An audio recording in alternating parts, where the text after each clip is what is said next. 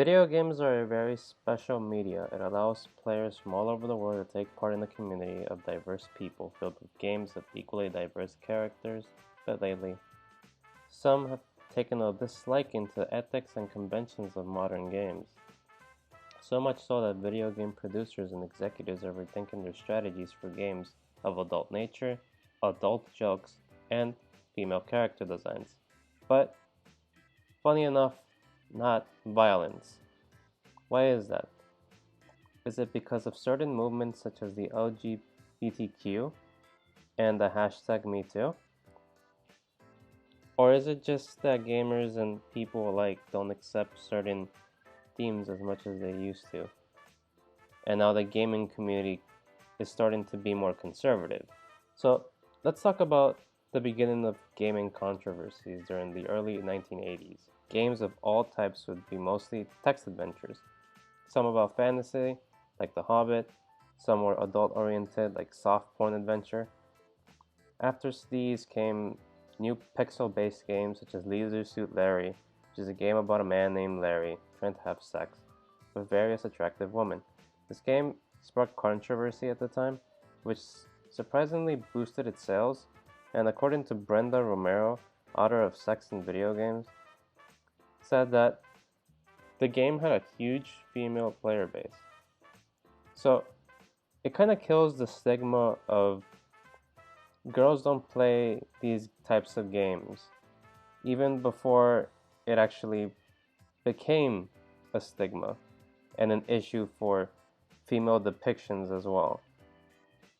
But problems with female depiction arose, and around 1992 things started to change with the focus going towards violence and sex in video games.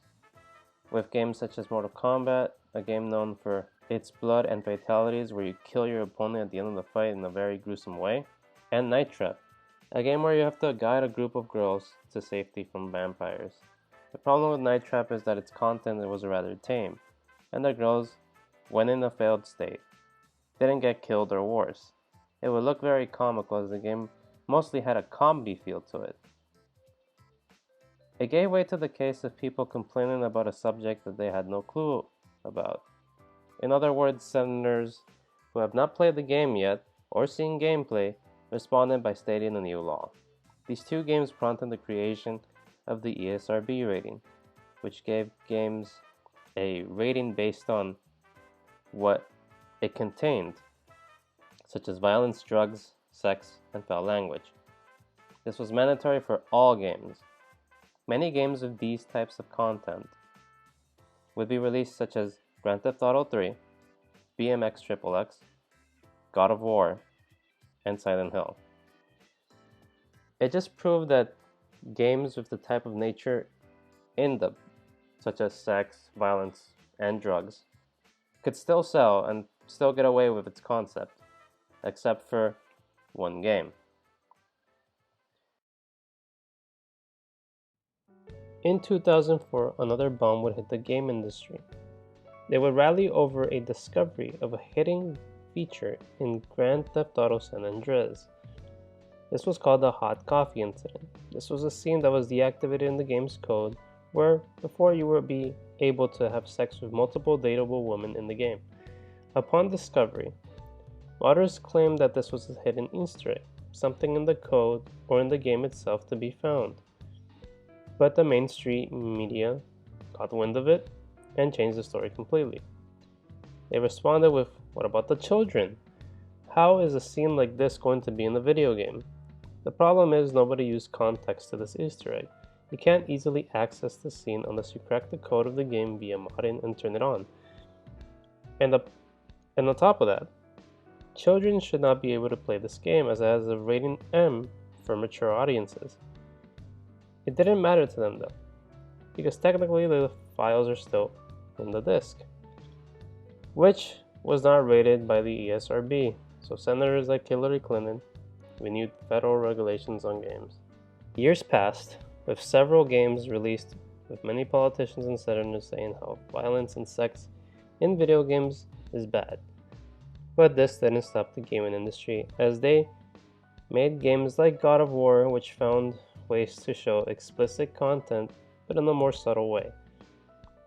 During those years, we would have had a wide diversity of characters, which we did, but some with harmful stereotypes and tropes, such as sexy but really dumb women, depictions of overly gay characters, obese, and mentally handicapped characters. The problem is there wasn't any type of movement against these stereotypes as there is today, and game developers mostly focused on sex appeal and sales. Write this down. I'm 36, 24, 36, and I'm a Scorpio. Got it?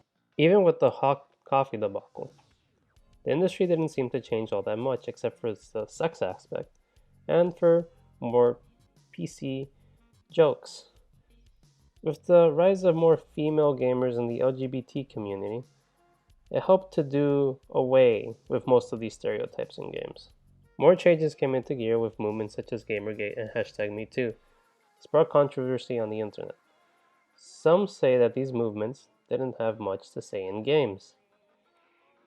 But we slowly gripped the reality of the situation, even though the gaming industry and the community, in the grand scheme of things, have a multiple assortment of diverse characters, ideals, stories, developers, and players.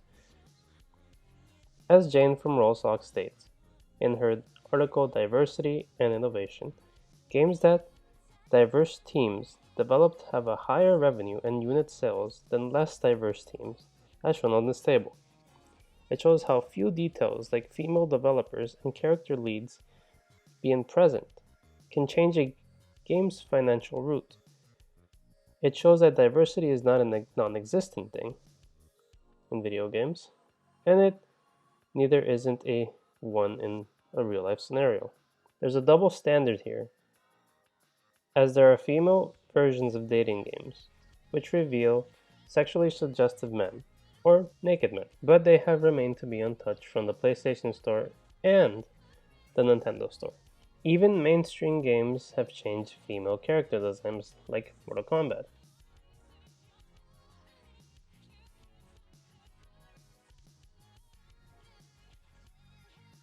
And Dead or Alive, a game mostly based around its sex appeal more than fighting. This didn't go well. Steam, being a PC gaming platform, also had issues with games depicting rape and terrorism. I do believe that games depicting harm to a certain group should be banned from sale. It's not just games, but also players when making comments such as racial slurs and bullying online. These games go against unfair discrimination rule in the Code of Ethics, which also ends up going against the avoiding harm rule. With all this being said, I do not believe that gaming will keep going down this path. As Lawrence from Inside Gaming says, quote, "We are just at the point where certain games aren't accepted at the moment because of hot topics surrounding the entertainment media. We're going to come to a point where these topics pass, and so will the stigma of making adult-oriented games will fade. Until the next movement arises, the diversity problem can be summarized by Morgan Freeman's quote that says, 'Don't talk about it. Treat things as they were regular.' In my opinion, we don't want a social ideology dictating what we can and can't enjoy. This gives developers freedom of speech and makes fans appreciate the creativity, even if it's a greedy horror shooter, a female lead third-person action game, or if it's a dumb anime ninja fighting game. There will always be fans for those series and genres, and people need to remember that gaming will always be for the enjoyment of everyone."